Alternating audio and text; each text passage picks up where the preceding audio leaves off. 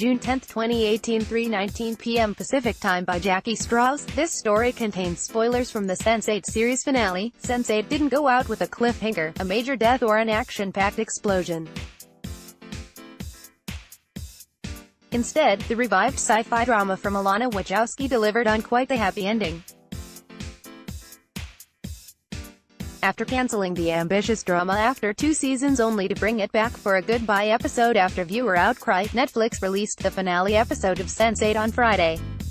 The 2.5-hour series ender reunited the captured Wolfgang Max Rimmelt with the rest of his cluster, and, for the first time in the series, the Sense8's 8 global strangers who are connected by a shared consciousness fought and defeated the bad guys as a united front, together both physically and mentally.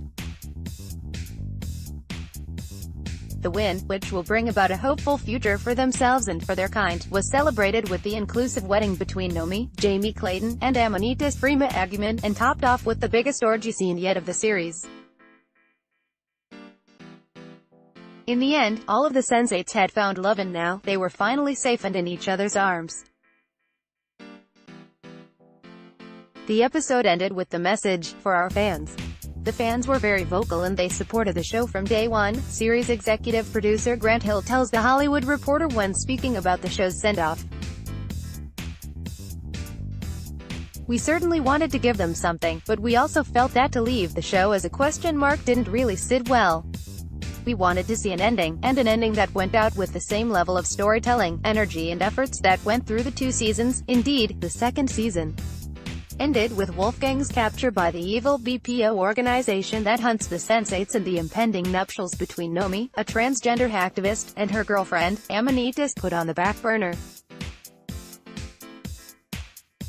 Hill looks back on the second season as a turning point for the series. "We got good reviews. The end of season 2 was very strong for us," he says, which is why when Netflix decided to cancel the show less than 1 month after its debut, the news came as a shock to the creators, who had initially mapped out 5 seasons.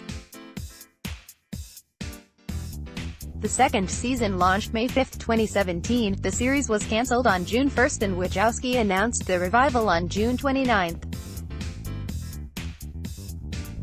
What happened from there, says Hill, was a hectic series of events. Wachowski began working on the script, she directed and co-wrote the episode, Amor Vincit Omnia, while the producers were simultaneously negotiating the budget with Netflix, a usual 4-month process that was nailed down in weeks.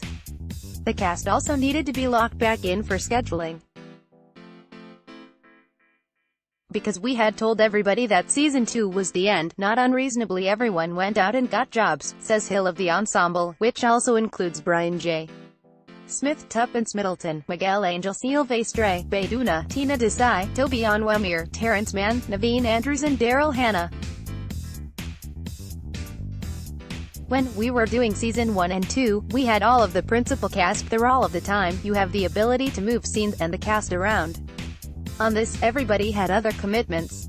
But once we had a schedule, we kept it.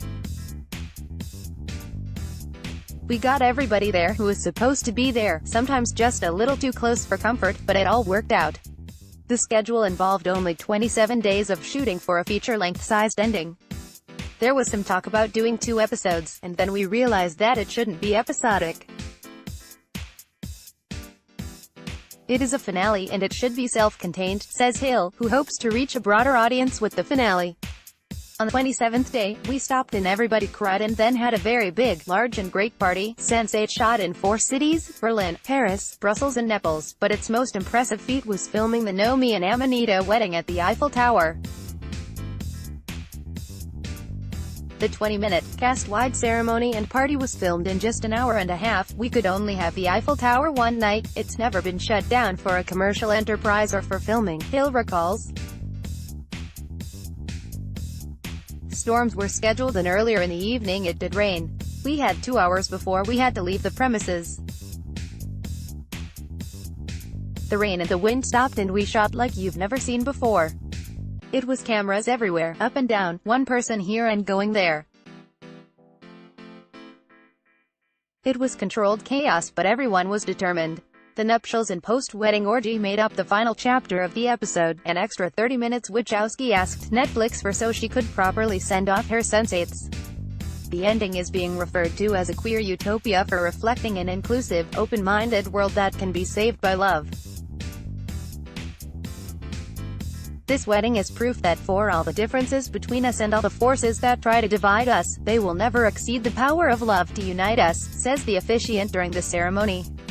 I think there is an acknowledgement in there that in order to change things and bring the world into slightly different and better order, you have to start with the people, says Lana Wachowski, who created the show with J.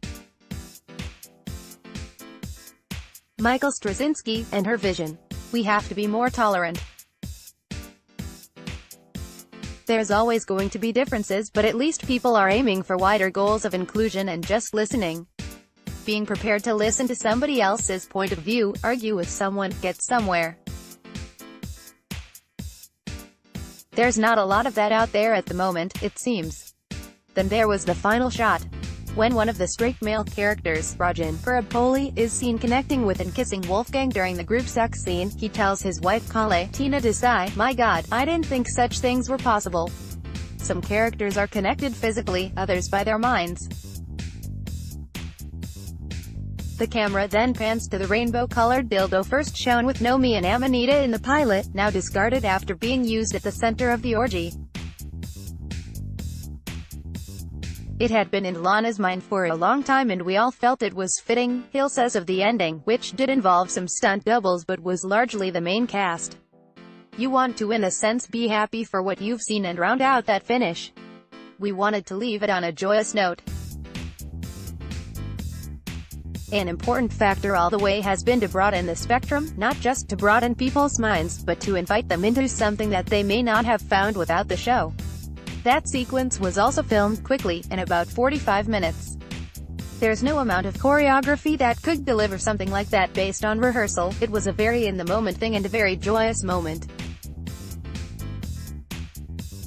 That was the idea of the ending, that you see the joy of the way they met, you see the reunion, you have that sequence that is hopefully joyful for people.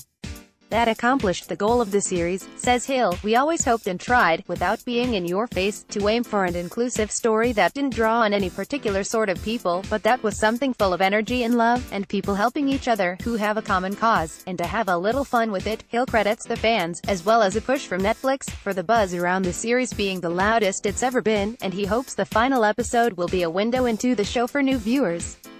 I would like to see this propel a new audience. I think it's worth it. I think it deserves it, but time will tell, he says. And though the definitively happy ending rules out the option for any sort of third revival, Hill says that was intentional. It's tough coming back to doing a finale like this when you've been cancelled and gone through all of that, he explains. We understood and Netflix was very straightforward and gracious about it, but it's a hard thing to go through. It always takes a long time, particularly when fans are going crazy and everyone has a different view on whether it's really gone, but then it got to the point that everyone acknowledged it was finished. So to come back was also hard, because you just finished trying to push it out of your mind. He adds, Netflix had understandably said, from the outset, that they wanted something that was a finale. We knew that, they asked us to do that, and so we did it with a good conscience. It was a rush to get it together and get it done, but I think we couldn't have expected it to have turned out any better. The Sense8 series finale is streaming now on Netflix. Netflix Sense8.